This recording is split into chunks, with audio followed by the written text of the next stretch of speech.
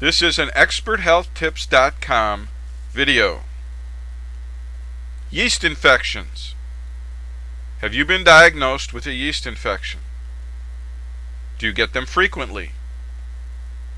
If you do, you are not alone. These infections occur globally and affect persons of all ages, all races, and both sexes. But what exactly is a yeast infection? And why do you get them?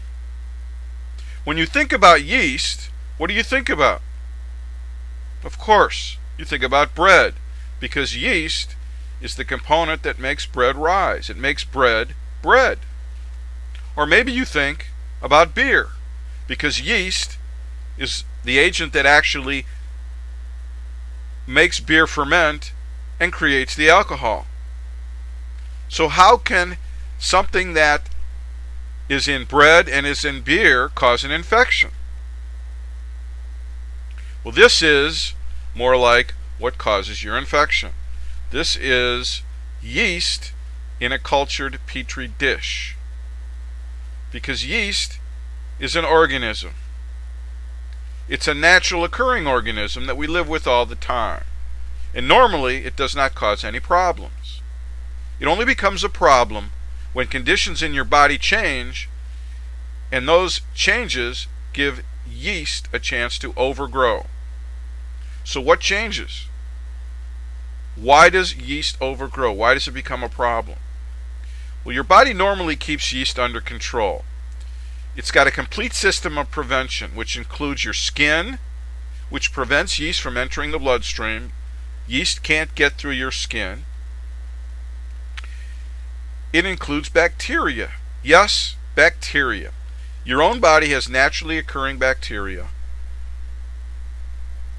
and that bacteria makes an environment that yeast doesn't like. That's generally in your digestive tract, in your mouth, your throat. Lots of bacteria there. And your natural body's defense, the antibodies. Those are the mechanism that carries blood cells that kill yeast. If it does get into your bloodstream, your antibodies race to the area carrying those killer blood cells. These work together in a system to keep yeast under control. If conditions change, the system breaks down. The biggest change to your system is if you have an illness, especially if you have an illness that uses antibiotics. Antibiotics kill bacteria, and you need that when you get sick, because it's usually a bacterial infection that is making you sick. The problem is those antibiotics also kill the good bacteria that's in your system, the good bacteria that was helping you fight off any possible yeast problems. Also, when you're ill, your antibodies are working overtime. They're already overtaxed. They're working hard to get rid of your bacterial infection. Not guaranteed that they could really handle something else. So if yeast starts to invade, they might have a problem fighting them off. Add breaks to the skin, especially in areas where there might be a lot of yeast on the surface, and now you're adding that yeast into your bloodstream. Any one of those can be a factor in promoting yeast infections. But when you put them all together, then you've got a situation where yeast can multiply and multiply very fast.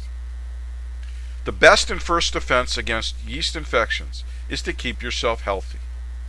Proper nutrition, enough sleep, regular exercise, and good hygiene are the things you need. Those overall good health habits are the number one way to control yeast.